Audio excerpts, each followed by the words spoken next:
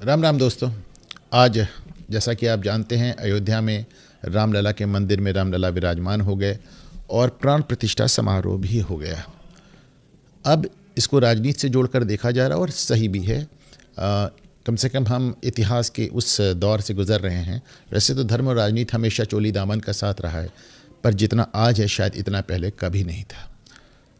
हालांकि पहले भी मैं समझता हूँ कि धर्म को जब आप इग्नोर करके राजनीति कर रहे थे तो भी धर्म और राजनीति का साथ था। आज आप धर्म को सामने कर रख के राजनीति कर रहे हैं तो भी धर्म और राजनीति का साथ है।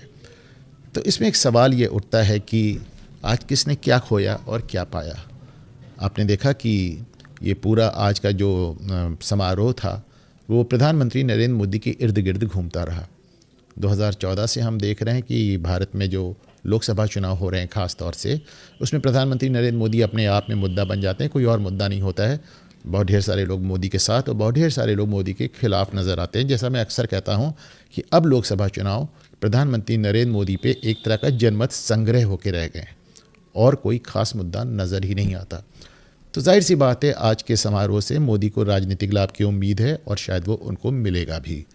लेकिन जहाँ तक कांग्रेस का सवाल है और ख़ास तौर से गांधी परिवार का, क्योंकि जब कांग्रेस की बात आती है तो गांधी परिवार से इतर बहुत ज़्यादा कांग्रेस नज़र भी नहीं आती। कोई बड़ा नेता वहाँ ऐसा बचा भी नहीं जो गांधी परिवार के अलावा जिसका जिक्र भी किया जा सके। ज़्यादातर लोग राज्यसभा के चक्कर में रहते हैं कि उन्हें भाई राज्यसभा जाने को मिल जाए, या फिर वो राज्यसभा में हैं, या फिर जैसे आपने पवन खेड़ा जैसे लोगों को देखा, जब उनको नहीं राज्यसभा की सीट मिलती तो कहते हैं हमारी तपस्या में कमी रह गई। यानी कि कांग्रेसी तपस्या कर रहे हैं राज्यसभा सीट के लिए। बाकी जो कुछ नज़र आता है वो गांधी परिवार है, या फिर वो पुराने लोग जैसे दिग्विजय सिंह को देख लें जो अपने मुंह से कहते हैं कि साहब हम जहाँ जाते हैं वहाँ पे कांग्रेस के वोट कट जाते हैं, या जयराम रमेश जिन्होंने दिग्विजय सिंह की जगह लिए राहुल गांधी के गुरु के रूप में। उनका कोई चुनावी अनुभव ही नहीं है। वो तो लगातार दो बार से राज्यसभा जा रहे हैं, उन्होंने आज तक एक सभासद का चुनाव नहीं जीता। प्रियंका गांधी की बात होती है, उनका कोई चुनावी एक्सपीरियंस नहीं है। राहुल गांधी पिछली बार 2 सीट में से 1 सीट हार चुके हैं, वो भी अपनी पारिवारिक सीट। तो ऐसे में जब कांग्रेस यानी गांधी परिवार की बात होती है तो जाहिर सी बात एक सवाल उठता है कि आज के घटनाक्रम से उन्हें क्या मिला या उन्होंने क्या खोया।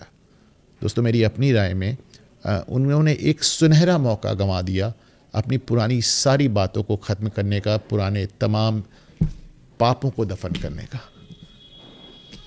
देखें, एक बात आती है कि देखिए आज अमित शाह भी नहीं गए वहाँ पे, रक्षा मंत्री भी नहीं गए। माना जा रहा था प्रोटोकॉल के खिलाफ है कि एक ही शहर में जो कि कैपिटल सिटी ना हो वहाँ पे प्रधानमंत्री, गृह मंत्री, रक्षा मंत्री सब एकत्रित हो जाए। लेकिन अमित शाह पे तो कोई आपको ये आरोप लगाता नज़र नहीं आएगा। राजनाथ सिंह पे कोई आरोप लगाता नज़र नहीं आएगा। आपने नवीन पटनायक को देखा, मुख्यमंत्री हैं वो नहीं आए, पर नवीन पटनायक पे कोई आरोप नहीं लगा रहा है। आपने और भी तमाम लोगों को देखा जो ना आकर भी विवादित नहीं हुए। गांधी परिवार ही क्यों विवादित होता है?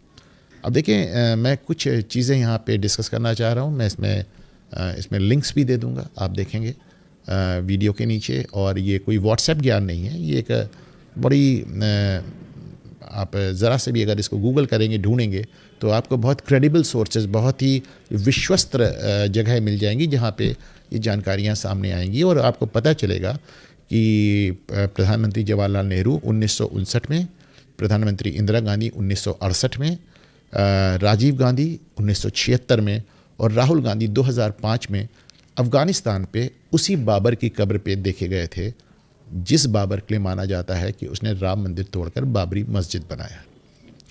अब ये बात अपने आप में थोड़ी सी अजीब सी लगती है कि गांधी परिवार का कोई ना कोई शख्स 4 पुश्तों से, 4 जनरेशन से आपको बाबर की कब्र पे खड़ा तो नज़र आता है, पर इनमें से कोई भी शख्स कभी अयोध्या राम मंदिर नहीं गया। पहले ये कह के टाल देते थे, जैसे पिछली बार प्रियंका गांधी अयोध्या में प्रचार के लिए गई थी पर राम मंदिर नहीं गई थी।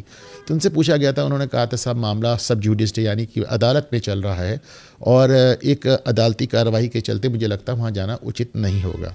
तो बहरहाल अदालत का फ़ैसला आ गया, सुप्रीम कोर्ट का फ़ैसला हो गया, उसके बाद भी ये नहीं गए। आज जब ये कहते हैं कि साहब प्राण प्रतिष्ठा समारोह को भाजपा ने एक राजनीतिक मुद्दा बनाकर हथिया लिया है और ये भाजपा का समारोह है और ये आरएसएस का समारोह है, तो एक सवाल उठता है कि साहब सुप्रीम कोर्ट का जजमेंट आया तो कई साल हो गए, तब से लगातार वहाँ मंदिर बन रहा है और लगातार लोग रामलला के दर्शन के लिए जा रहे हैं। ये तो उस दौरान भी नहीं गए। हकीकत ये है कि जवाहरलाल नेहरू से लेकर राहुल गांधी तक 4 पुश्तों में किसी ने अयोध्या जाकर रामलला के दर्शन करने की जहमत नहीं उठाई, लेकिन हर पुश्त से एक ना एक शख्स आपको अफ़गानिस्तान में बाबर की कब्र पर हाज़िरी लगाता मिल जाता है। राहुल गांधी तो बल्कि जब गए थे 2005 में, उस समय अफ़गानिस्तान के हालात ख़राब हो रहे थे।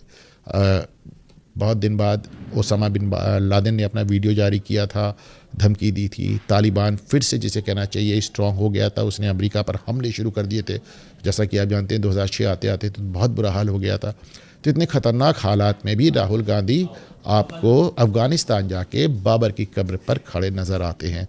राजीव गांधी जब 1976 में गए थे तो वो सांसद तक नहीं थे। राहुल गांधी जैसे अगर सरकार का हिस्सा नहीं थे तो राजीव गांधी तो सांसद भी नहीं थे, लेकिन वो भी किसी न किसी एक टीम का हिस्सा बन के, एक ग्रुप का हिस्सा बनकर आपको वहाँ पे नज़र आते हैं। तो ऐसे में आपकी अपनी विश्वसनीयता संदिग्ध हो जाती है कि आप जिसको कहा जाता है उसने मंदिर गिराया, उसकी कब्र पे आपकी हर पुश्त से आदमी पहुँच रहा है, और जहाँ मंदिर बना या बन रहा था या जहाँ रामलला माने जाते हैं विराजमान, वहाँ पे आपने नेहरू से लेकर राहुल तक किसी ने भी एक भी बार जाने की जहमत नहीं उठाई। तो मैं मानता हूँ कि उनके पास एक सुनहरा अवसर था राहुल गांधी के पास कि वहाँ चले जाते। सोनिया गांधी के पास, वो भाई आप राजनीतिक लोग हैं, मंदिर मस्जिद जाना आपके लिए बहुत आम सी बात है, आप हमेशा जाते रहे। और राहुल गांधी तो अपने आप को कौल ब्राह्मण और दत्तात्रेय गोत्र और जनेऊधारी और क्या क्या बताते रहे। आप आसाम में परेशान हैं कि आपको मंदिर नहीं जाने दिया जा रहा है, और राम मंदिर जहां आप जा सकते थे उसको आपने अवॉइड किया। बहरहाल मैं मान के चलता हूं कि कांग्रेस अगर एक इतनी बड़ी पार्टी जिसे grand old party of India कहा जाता है और जिसका पूरे देश में इस कदर दबदबा था, अगर आज इस हालत में आ गई कि 50 सीट की मोहताज हो गई है, तो जाहिर सी बात है कि उनकी पॉलिसीज़ में, उनकी नीतियों में और ख़ास तौर से उनकी राजनीति में कोई बहुत बड़ी कमी है।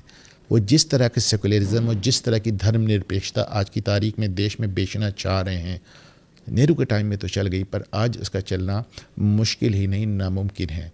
वैसे भी धर्मनिरपेक्षता का वो पहलू जो आपको खींच के अफ़गानिस्तान तक ले जाता हो, बाबर की कब्र तक ले जाता हो, लेकिन अयोध्या जाने से मना करता हो, रामलला के दर्शन करने से मना करता हो, उसको धर्मनिरपेक्षता मानने वाले भी अब बहुत लोग नहीं बचे।